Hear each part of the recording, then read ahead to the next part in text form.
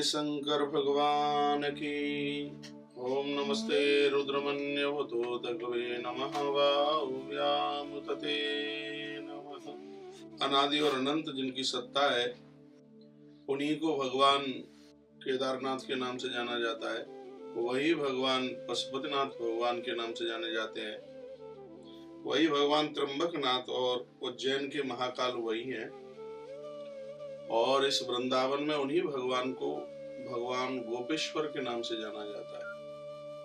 माता यमुना के पवित्र किनारे पर बैठे हुए भगवान श्री गोपेश्वर नाथ प्रभु आज उन्हीं के सानिध्य में हम बैठे हुए हैं। श्री धाम वृंदावन के वह कोतवाल देव हैं, उनके बिना कुछ भी संभव हो ही नहीं सकता है। तुलसी तपोवन यूट्यूब चैनल के माध्यम से जुड़े हुए सभी भक्तों को सबसे पहले तो जय श्री कृष्ण, जय श्री राम, जय गौ माता, जय राधे श्याम। इस वीडियो में हम चर्चा कर रहे हैं प्रदोष व्रत की। भगवान महादेव को प्रसन्न करने वाले बहुत ही व्रत हैं, लेकिन उनमें एक विशेष व्रत है जिसका नाम है प्रदोष। ये मैं आपको याद दिलाना चाहूंगा, दो तिथियां भगवान शंकर को प्रसन्न करने वाली बहुत ही ज्यादा हैं। एक है शिवरात्रि और एक है प्रदोष की तिथि। शिवरात्रि को हम इस प्रसन्नता में मनाते हैं क्योंकि मां पार्वती के साथ भगवान भोलेनाथ का विवाह हुआ। उस दिन शिवरात्रि की दिव्य रात्रि थी, इसलिए शिवरात्रि को मनाया जाता है। और जो प्रदोष की तिथि है, इसको इस खुशी में हम मनाते हैं। दक्ष की बेटी माता सती के साथ भगवान शंकर का जो विवाह हुआ था, तो विधाता ब्रह्मा ने कहा कि भोलेनाथ, इस तिथि को क्या आप कोई वरदान नहीं दोगे? तो भगवान भोलेनाथ ने कहा कि संध्या का समय है, इस तिथि को लोग प्रदोष के नाम से जानेंगे और जो मेरा इस प्रदोष का व्रत करेंगे उनके ऊपर मैं अति प्रसन्न होऊंगा। मैं सभी भक्तों को निवेदन करना चाहूंगा, प्रदोष की तिथि में जितने भी है देवता हैं, वो सबके सब भगवान शंकर की पिंडी में जाके विराजित होते हैं। सब भगवान कैलाश पहुंचते हैं। लिंग पुराण में तो यहाँ तक लिखा है कि प्रदोष की तिथि में स्वयं भगवान शंकर हाथ में त्रिशूल और डमरू लेकर के नृत्य करते हैं। भगवान शंकर को प्रसन्न करने के लिए तो बहुत ही ज्यादा दिव्य तिथि है जिसका नाम है प्रदोष की तिथि। मैं आप सभी भक्तों को मैं कहना चाहूंगा, प्रदोष के बारे में हमने पहले भी काफी वीडियो डाली हुई है और कुछ मैंने लिखा भी है। प्रदोष का सीधा संबंध है वो चंद्रमा से।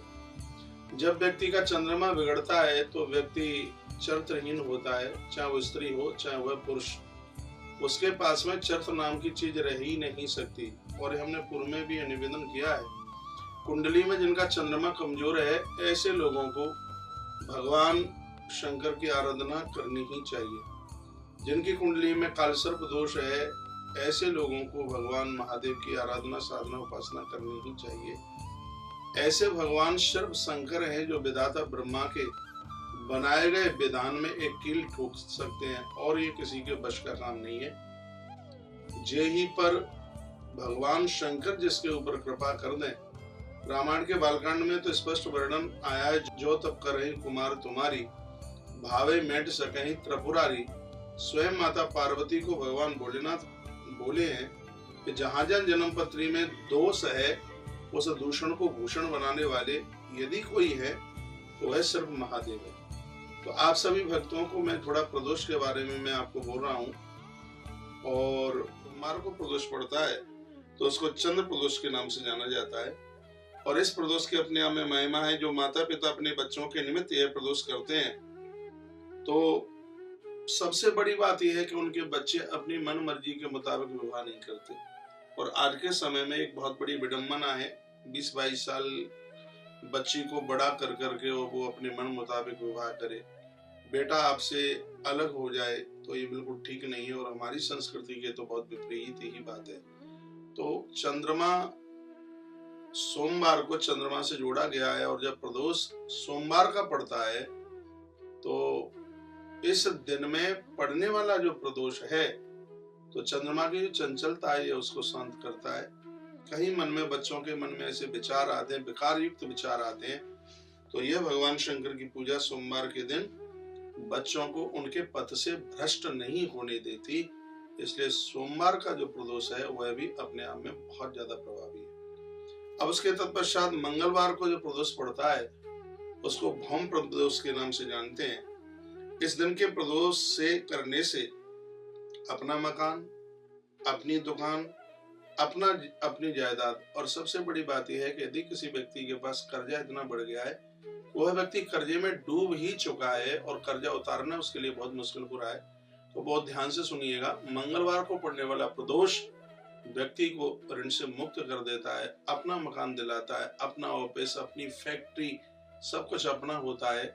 मंगलवार को यदि प्रदोष पड़ता है तो ये उसकी महिमा है। एक बार मैं फिर निवेदन करना चाहूंगा, आप कौन से भी देवी देवता के भक्त क्यों नहीं है, यदि आपने अपने जीवन में भगवान महादेव को स्वीकार किया है, भगवान शंकर आपको उतना कुछ दे देंगे जिसके लिए आप कल्पना भी नहीं कर सकते।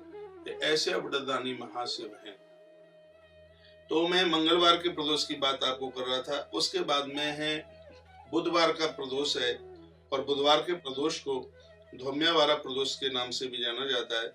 और बुधवार को पड़ने वाला यह प्रदोष, ये जिनके बच्चे पढ़ने लिखने में बहुत ज्यादा कमजोर हैं, उनकी बुद्धि का विकास करता है। और जिस व्यक्ति को कोई राजनीति के क्षेत्र में जाना है, उसके लिए तो इस धरती का वरदान है बुधवार को पड़ने वाला यह प्रदोष। जो राजनीतिक क्षेत्र में है, जो समाज के लिए कुछ करना चाहते हैं, जो समाज के साथ में जुड़े हुए हैं और समाज को अपने परिवार से भी ज्यादा मानते हैं, ऐसे लोगों के लिए बुधवार के दिन पड़ा हुआ प्रदोष उनके लिए किसी वरदान से कम नहीं है। तो ये बिल्कुल बहुत ध्यान से सुन लीजिएगा। इस समय ये बातें मैं आपको शिव महापुराण और लिंग पुराण के माध्यम से कर रहा हूँ, जहाँ भगवान शंकर की हर प्रकार की आराधना, साधना और उपासना की महिमा का वर्णन किया है। और इतना ही नहीं है, भगवान शंकर के जो 12 ज्योतिर्लिंगों के जो रूप हैं, उनका जो वर्णन किया गया है, भगवान सोमनाथ, ये ग्रंथ में वर्णन है। और आप जिन पिंडियों का अपने आप में पूजन करते हैं, उनकी देखिए अपने आप में महिमा है, विशेषता है। भगवान सोमनाथ की अपने आप में बहुत बड़ी महिमा है। समुद्र के किनारे पर भगवान सोमनाथ बैठे हुए हैं। अभी मेरी प्रदोष की बात पूरी नहीं हुई है, मैं लौटा करके आपको वहीं लेकर के आऊंगा। तो भगवान जो सोमनाथ है, उनकी बड़ी महिमा है। हिमालय में भगवान केदारेश्वरनाथ भगवान बैठे हुए हैं, उनकी बड़ी अपनी अद्भुत महिमा है। पांडवों के द्वारा इनकी जो स्थापना की गई है, वो बहुत बड़ी अद्भुत है। बिल्कुल हिमालय में गंगोत्री यमुनोत्री के मध्य में भगवान श्री केदारनाथ बैठे हुए हैं, उनकी बड़ी महिमा है। उज्जैन में बिल्कुल क्षिप्रा माँ के किनारे पर जो कि भगवान महाकाल बैठे हुए हैं, उनकी अपने आप में बड़ी अद्भुत महिमा है। माँ नर्मदा के तट पर भगवान ओंकारेश्वर और ममलेश्वर भगवान बैठे हुए हैं, मध्य प्रदेश में जगह पड़ती है, उनकी अपने आप में बहुत बड़ी महिमा है। नासिक में गोदावरी के किनारे पर भगवान त्र्यंबकेश्वर बैठे हुए हैं। गोहत्या जैसे महापातक व्यक्ति को इतना बड़ा अपराध लग जाए, भगवान त्र्यंबकेश्वर उसको समाप्त कर देते हैं। जिसकी कुंडली में कालसर्प दोष हो, उसको समाप्त कर देते हैं। ये इतनी बड़ी महिमा है भगवान त्र्यंबकेश्वरनाथ की। वाराणसी में भगवान विश्वनाथ बैठे हैं, जो पूरे धरती के सम्राट हैं, जिनके बिना कभी कुछ संभव हो ही नहीं सकता। जब ये देवता भी अपना कुछ काम कराते हैं तो सीधे भगवान विश्वनाथ से जाकर के अनुमति लेते हैं। वाराणसी उत्तर प्रदेश में ये भगवान बैठे हुए हैं।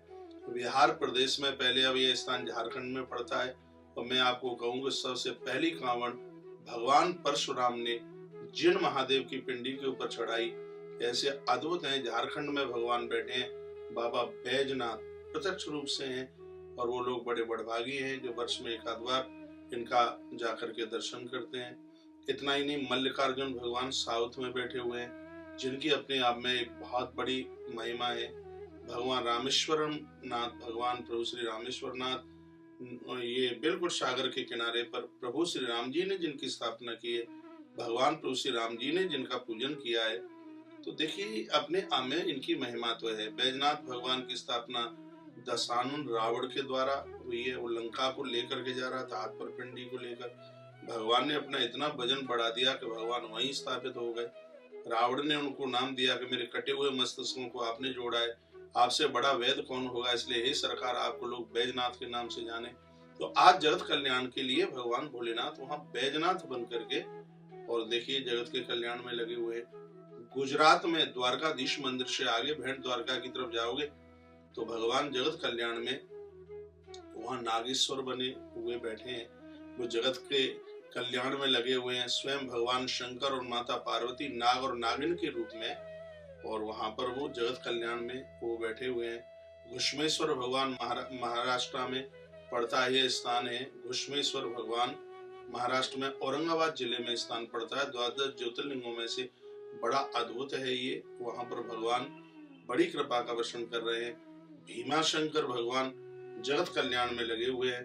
तो इस प्रकार से ये हमारे भगवान के जो दिव्य जो 12 नाम है वो बड़े अद्भुत हैं। ये 12 ज्योतिर्लिंग। सीधा वृंदावन में भगवान गोपेश्वर, जिनकी जितनी महिमा का वर्णन किया जाए उतना कम है।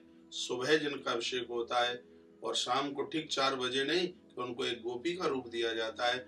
ऐसे भगवान प्रभु श्री गोपेश्वर नाथ जगत कल्याण में लगे हुए हैं। वह लोग बड़े बड़भागी हैं जो भगवान शंकर के पुजारी हैं।